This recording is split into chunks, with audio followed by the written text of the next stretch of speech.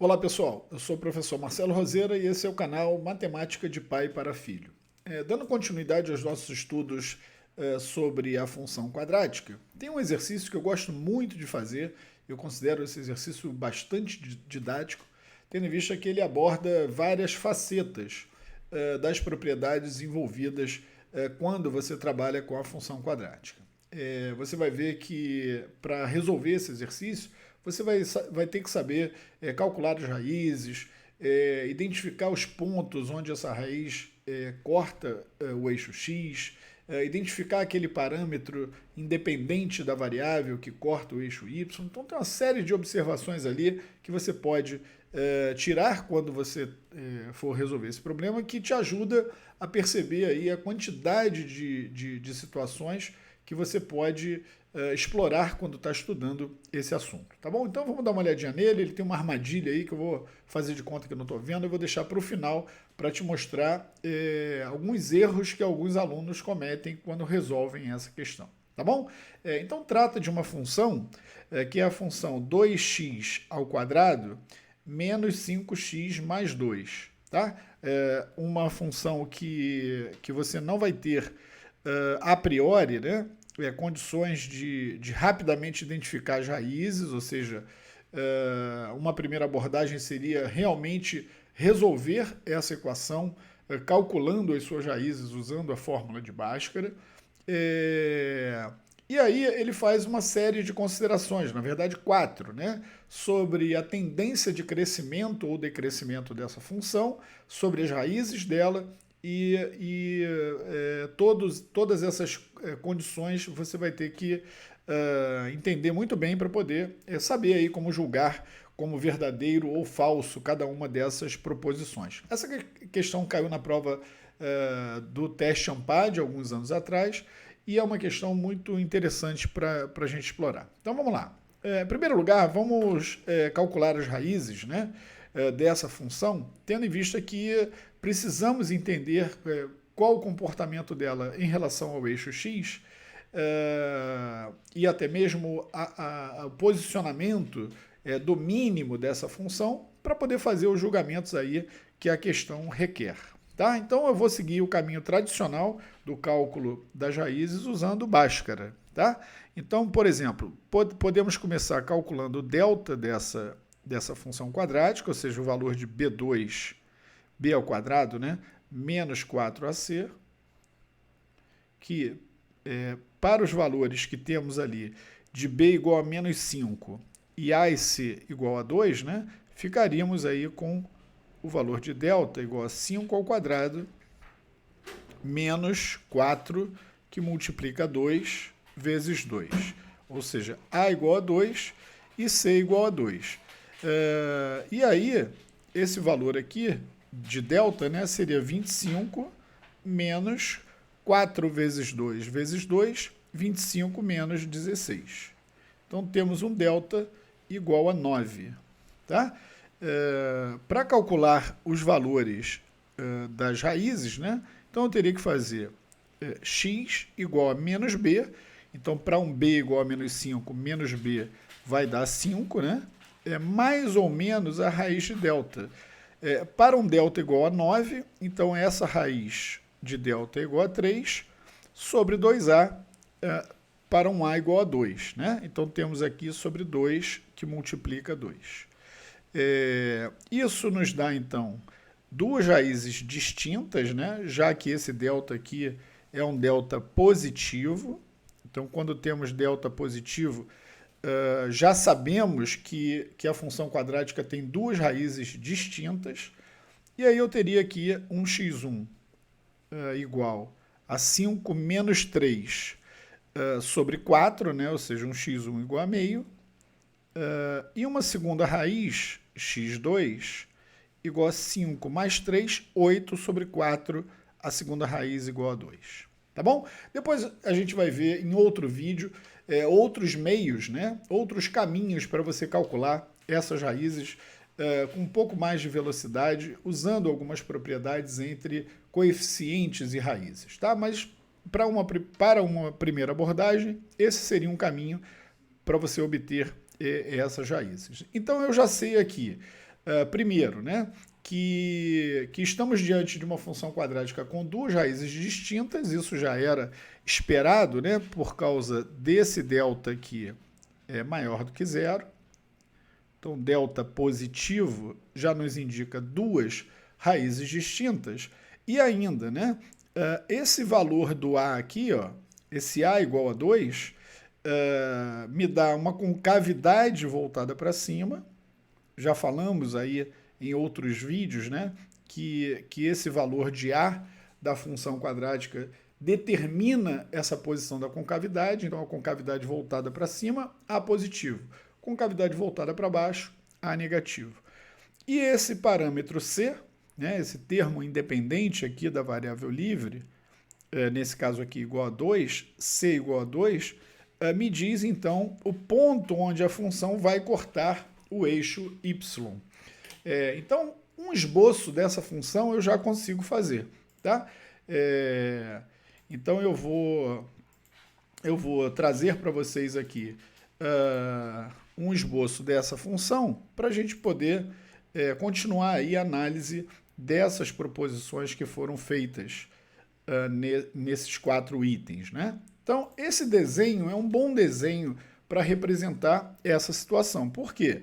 Eu tenho aqui essa interseção no eixo Y, o ponto de coordenadas 0, 2, 0, 2, tendo em vista que esse C aqui é igual a 2. Tá? Por causa desse cara aqui, descobrimos ali então que o ponto de interseção com o eixo Y é o ponto 0, 2. As raízes você pode identificar, né, no eixo X, ou seja, esses valores que nós identificamos aqui, que nós calculamos, né, x igual a meio, um deles está aqui, tá?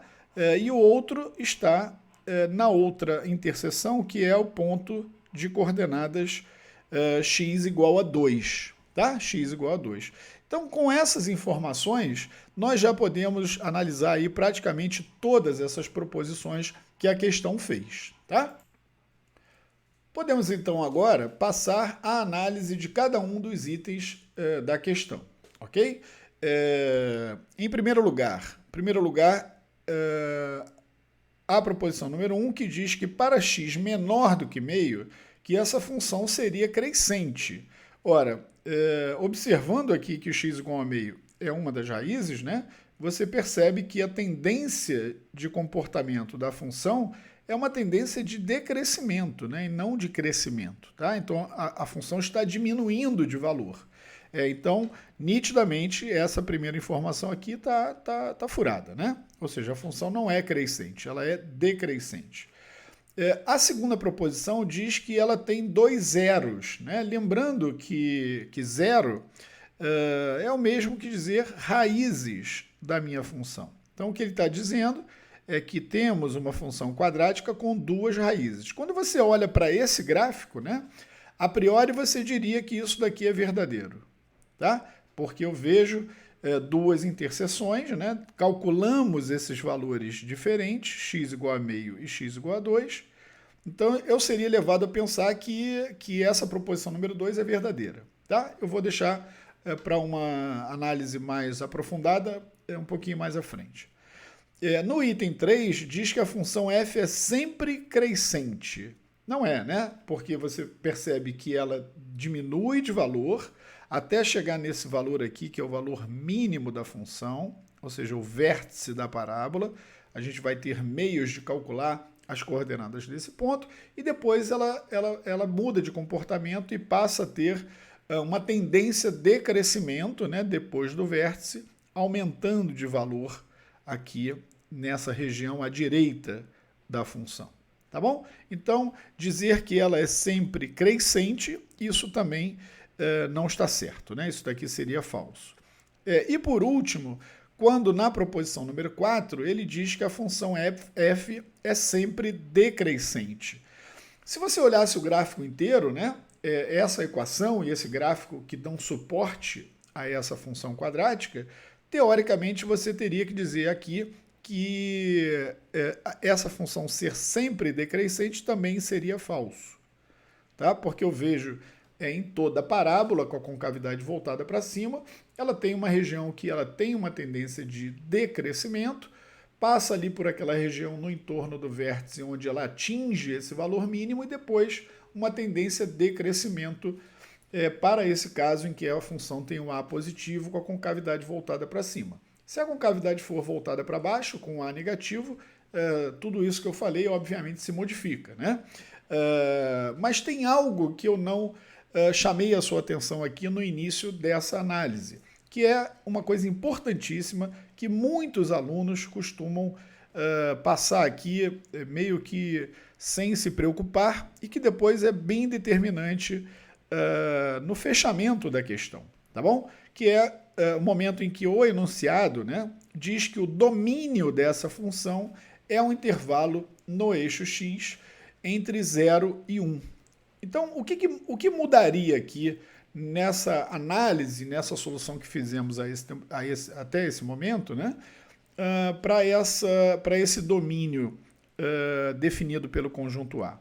Repara que esse conjunto A ele vai do ponto x igual a 0, que na verdade é a origem do meu sistema cartesiano, esse ponto aqui, até o ponto x igual a 1. Tá? Esse ponto x igual a 1, você vai ter meios de calcular e descobrir que ele está um pouquinho à esquerda do vértice dessa parábola. Tá bom? Então, o ponto x igual a 1 estaria mais ou menos aqui.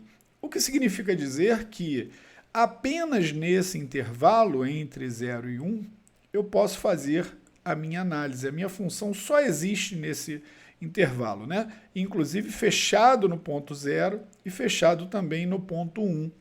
Ora, então a minha função ela só existe, né, para esse trecho que vai da imagem definida pelo ponto 0 e a imagem definida pelo ponto 1, tá bom? Que seria desse ponto de coordenadas 0, 2, até esse ponto aqui que eu nem preciso saber qual é a ordenada dele, qual seria o y dele.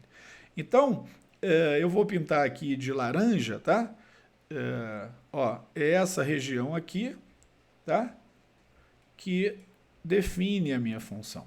E repara que isso muda duas das alternativas, ou seja, a alternativa número 2, que eu tinha colocado como verdadeira, né, ela passa a ser falsa. Tá? Então essa aqui de verdadeiro passa a ser falso. Por quê? Nesse domínio entre 0 e 1, a minha função só tem uma raiz, ela só corta o eixo x uma única vez. Tá? Então eu que pensava que ela tinha duas, por causa do delta, com duas definições, eu vejo então que com essa restrição a minha função passa a ter apenas uma raiz.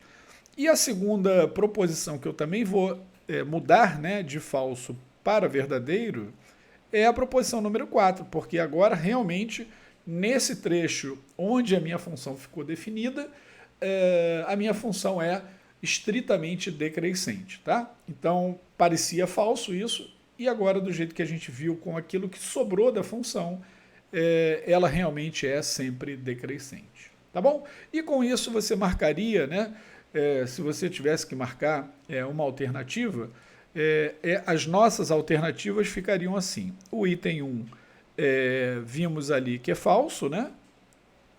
O item 2, já agora com essa restrição corrigida ali a minha observação, falso também. O item 3, falso. E o item 4 fechando então com verdadeiro. Tá bom? E assim nós fechamos aí uma questão bem interessante que aborda diversas facetas e propriedades da função quadrática. Tá bom, pessoal? Nós voltamos em outros vídeos aí com outros problemas, outros exercícios, e eu queria sugerir a você que, se por acaso é a primeira vez que você está passando aqui pelo canal, que você considere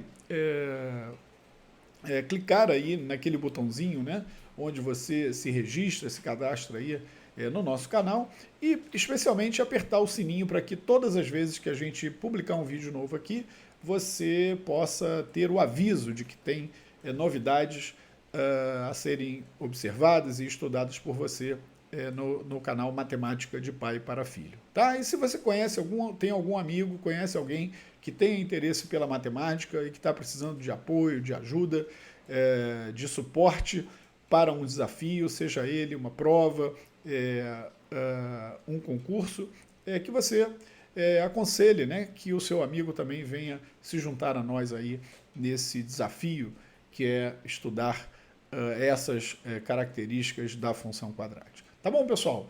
Então, um forte abraço a todos, bons estudos, vamos em frente que nós ainda temos muita coisa para estudar. Tá bom? Até a próxima, pessoal. Tchau, tchau.